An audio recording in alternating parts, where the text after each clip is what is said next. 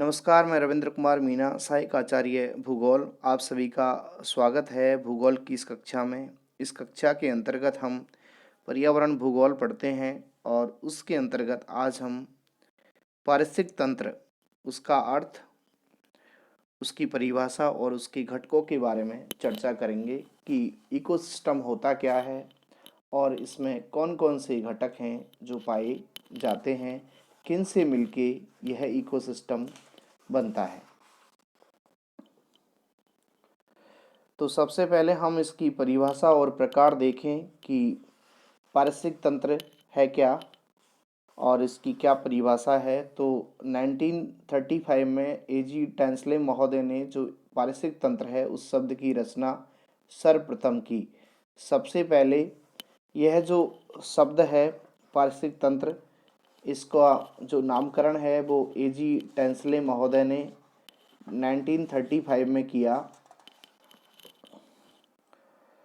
और उन्होंने कहा कि ये दो प्रकार के घटक जैविक और अजैविक से मिलकर बना होता है और वह तंत्र पारिस्थितिक तंत्र कहलाता है जिसके अंतर्गत जैविक और अजैविक घटक पाए जाते हैं। पारिस्थितिक तंत्र की परिभाषा की हम देखें कि अलग अलग विद्वानों ने अलग अलग प्रकार से यहाँ इसकी परिभाषाएं दी हैं। तो लिंडमैन महोदय के अनुसार कि किसी भी आकार की किसी भी क्षेत्रीय इकाई में भौतिक जैविक क्रियाओं द्वारा निर्मित व्यवस्था पारिस्थितिक तंत्र इकोसिस्टम कहलाती है। अर्थात किसी भी जो एरिया है, पर्टिकुलर क्षेत्र है, उसके अंतर्गत जो भौतिक पर्यावरण है और जैविक पर्यावरण है उसमें जो आपस में क्रिया होती है, inter relationship between man and nature, या हम कहें कि जो सजीव हैं उनकी अंतःक्रिया जो उस भौतिक पर्यावरण से होती है, उसके फलस्वरूप जो सिस्टम नज़र आता है उसको लिंडमैन महोदय इकोसिस्टम कह रहे हैं। दूसरी महत्वपूर्ण परिभाषा है ओडम की। तो ओडम के अनुसार पारिस्थितिक तंत्र पारिस्थितिकी की एक आधारभूत इकाई है जिसमें जैविक एवं अजैविक पर्यावरण परस्पर प्रभाव डालते हुए पारस्परिक अनुक्रिया से ऊर्जा और रासायनिक पदार्थों के संचार से पारिस्थितिक तंत्र की कार्यात्मक गतिशीलता को बनाए रखते हैं। अर्थात ओडम महोदय कह रहे हैं कि जैविक और अजैविक पर्यावरण परस्पर प्रभाव डालते हुए पारस्परिक अनुक्रिया से जो एनर्जी है और जो केमिकल पदार्थों का जो रासायनिक संचार है उसकी जो इकोसिस्टम की क्रियाशीलता है जिससे इकोसिस्टम चल रहा है उसको ये बनाए रखते हैं। तो इनके अनुसार ये क्या है, इकोसिस्टम हम देखें तो यह एक प्रकार की व्यवस्था है या अंतर्निर्भरता है जो आपस में भौतिक पर्यावरण और सजीवों के मध्य विद्यमान है। अब हम इसके घटकों की चर्चा करें तो प्रकृति के अंदर दो प्रकार के घटक हैं जिसमें जैविक घटक और अजैविक घटक, और इनके मध्य परस्पर अंतःक्रिया होती है और यह जो अंतरक्रिया है या कहें हम जो समाकलित व्यवस्था है वही क्या है, इको सिस्टम है। उससे ही पारिस्थितिक तंत्र का निर्माण होता है। सबसे पहले हम जैविक घटकों की चर्चा करें और उसके बाद हम अजैविक घटकों की चर्चा करेंगे। तो जैविक घटक जैसा नाम से विदित हो रहा है, जैविक घटक का मतलब सजीव, जिसके अंदर जीव पाया जाता है, वो सारे जो घटक हैं वो जैविक हैं। इसके अंतर्गत समस्त जीवधारियों को रखा गया है। इसमें जंतु और वनस्पति दोनों सम्मिलित हैं। ये आपस में संबंधित होते हैं और जैविक घटक भी दो प्रकार के होते हैं। अर्थात इसके अंदर हम सजीवों को तो रख रहे हैं जिसमें जंतु और वनस्पति दोनों हैं और ये दोनों आपस में एक दूसरे से संबंधित हैं, लेकिन इन जैविक घटकों को भी दो भागों में बांटा गया है। ये दो प्रकार के हैं जिसमें नंबर 1 पे है स्वयंपोषी और नंबर 2 पे है परपोषी। स्वयंपोषी अर्थात वे जीव जो अपना भोजन स्वयं बनाते हैं उन्हें हम स्वयंपोषी घटक कहते हैं। जैसे हरे पौधे जो प्रकाश संश्लेषण की क्रिया द्वारा अपना भोजन, जिसे कार्बोहाइड्रेट कहते हैं, बनाते हैं, उन्हें स्वयंपोषी घटक कहते हैं। और स्वयंपोषी जीवों को हम प्रोड्यूसर भी कहते हैं।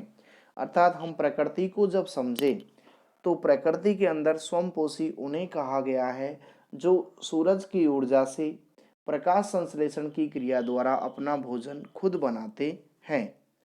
तो इसके अंतर्गत जितने भी हरे पौधे हैं वो सब स्वयंपोषी हैं, जो अपना भोजन सूरज के प्रकाश में बनाते हैं और भोजन बनाने के लिए आवश्यक जल और खनिजों का अवशोषण मिट्टी से करते हैं और एनर्जी सूरज से प्राप्त करते हैं। इन स्वयंपोषी जो हरे पौधे हैं इन्हें ही हम प्रोड्यूसर कहते हैं, उत्पादक कहते हैं। अर्थात जो उत्पादक होते हैं उसके ऊपर ही आगे की जो खाद्य श्रृंखला है वो निर्भर रहती है।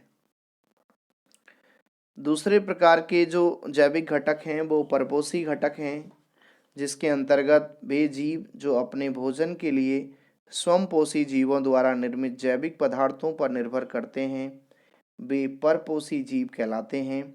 अर्थात जो अपने भोजन के लिए दूसरों के ऊपर आश्रित हैं, और दूसरों के ऊपर जो आश्रित हैं उनमें हम देखें तो वो हरे पौधों के ऊपर आश्रित हैं, उन उत्पादकों के ऊपर आश्रित हैं, वो ही क्या हैं, परपोषी हैं। इनके भी डिवाइडेशन किया गया है, जिसमें नंबर 1 कंज्यूमर है, उपभोक्ता, कि जो जीव कार्बनिक भोजन को ग्रहण कर शरीर के अंदर उसका पाचन करके सरल कार्बनिक पदार्थों में बदलते हैं वो जीव भक्षी कहलाते हैं। इन्हें उपभोक्ता भी कहते हैं और ये 3 प्रकार के होते हैं।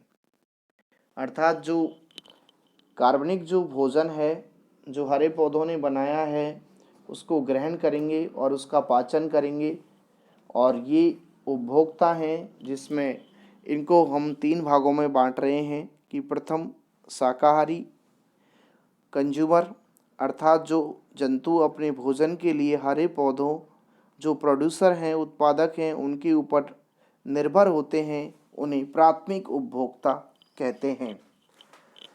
ये खाद्य श्रृंखला का में नंबर 1 पे होते हैं स्वयंपोषी के बाद, इसलिए इन्हें प्रथम उपभोक्ता कहा जाता है।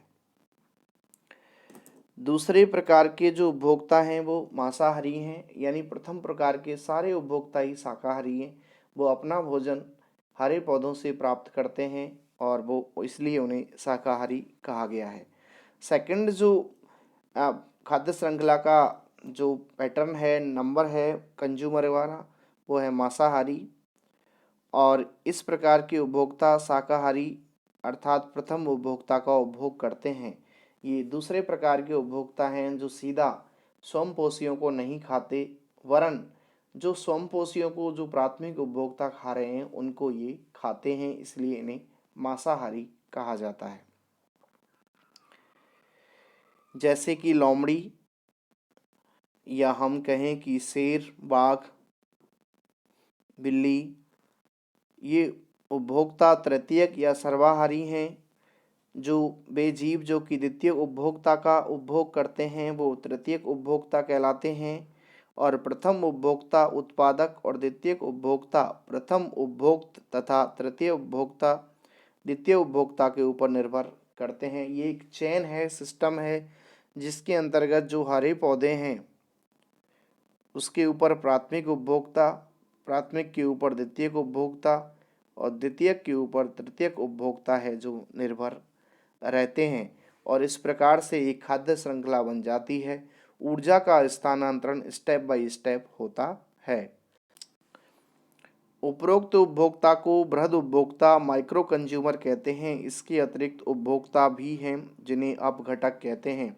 जब इस प्रकार का जीव होता है जो तृतीयक उपभोक्ता होता है, जब वो खत्म होता है तो उसके बाद इस श्रृंखला में जो लास्ट में होते हैं वो छोटे छोटे अपघटक बैक्टीरिया होते हैं जो अपना भोजन मृत जीवियों से प्राप्त करते हैं।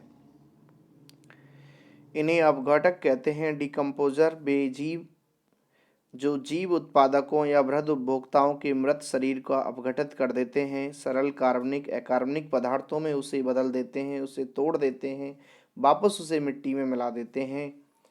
ये बहुत सूक्ष्म होते हैं, इसलिए अपघटकों को सूक्ष्म उपभोक्ता भी कहते हैं, जिसमें बैक्टीरिया, कवक आदि अपघटक की क्रिया द्वारा अकार्बनिक पदार्थ वातावरण में मुक्त करते हैं और फिर उत्पादकों के लिए उपलब्ध हो जाते हैं। इस प्रकार ये पर्यावरण को बनाए रखने में महत्वपूर्ण कड़ी है।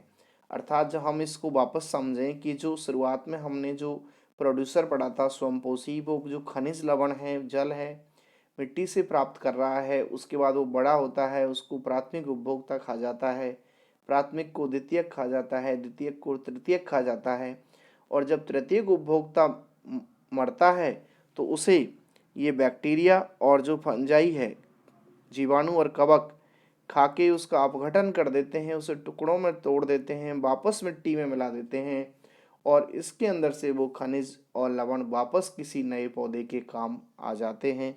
तो ये एक पूरा सिस्टम है जो इस इकोसिस्टम के लिए बहुत ज़रूरी है। उसके ये महत्वपूर्ण घटक हैं डिकम्पोजर। ये जैविक घटक पढ़ रहे थे। अब हम देखें तो नंबर 2 पे अजैविक घटक हैं, अर्थात निर्जीव पदार्थ जो पर्यावरण में उपस्थित रहते हैं उन्हें पारिस्थितिक तंत्र के अजैविक घटक कहते हैं। ये 3 प्रकार के हैं, जिसमें जलवायु कारक, वे जो पर्यावरण में उपस्थित रहते हैं, जो क्लाइमेटोलॉजी के पार्ट हैं उसका हिस्सा हैं, जिसमें वायु, प्रकाश, ताप और वर्षा। फिर है कार्बनिक कारक, जिसमें प्रोटीन, कार्बोहाइड्रेट, वसा आदि है। ये पदार्थ जीवों की मृत्यु के बाद उसके शरीर से अपघटित होते हैं। ये सब क्या हैं? अजैविक घटक हैं। नंबर 3 पे अकार्बनिक पदार्थ हैं, जो नाइट्रोजन, हाइड्रोजन, सल्फर, कार्बन आदि कार्बनिक पदार्थों के द्वारा कार्बनिक पदार्थ संश्लेषित होते हैं। इसका उपयोग सर्वप्रथम उत्पादक द्वारा किया जाता है और यहाँ से ये उपभोक्ता में जाते हैं और अपघटकों द्वारा अपघटित होकर पुनः वातावरण में मुक्त हो जाते हैं। इस प्रकार ये चक्रीय पथ से गुजरते हैं, इसलिए इसे जैव भू रासायनिक चक्र कहते हैं। जैसे कि नाइट्रोजन है, उसको पौधे ग्रहण करते हैं, पौधों के द्वारा कोई अलग उपभोक्ता उसे ग्रहण करेगा और उसकी मृत्यु के बाद पुनः नाइट्रोजन वायुमंडल में चली जाएगी। तो ये एक पूरा एक सिस्टम है, एक चक्र है जो कार्बनिक पदार्थों का है। उसे जैव भू रासायनिक चक्र के नाम से भी जाना जाता है। तो इस टॉपिक के अंतर्गत हमने एक महत्वपूर्ण चीज़ देखी कि इकोसिस्टम किसे कहते हैं। तो उसमें हमने जाना कि वो जैविक और अजैविक घटकों से मिलकर बना हुआ है, उसमें सजीव पर्यावरण के साथ अंतःक्रिया करते हैं। और हमने जैविक घटक देखे, उसमें स्वयंपोषी और परपोषी, और अजैविक घटकों में हमने जलवायविक कारक, इसके अलावा कार्बनिक कारक और अकार्बनिक पदार्थों का अध्ययन किया।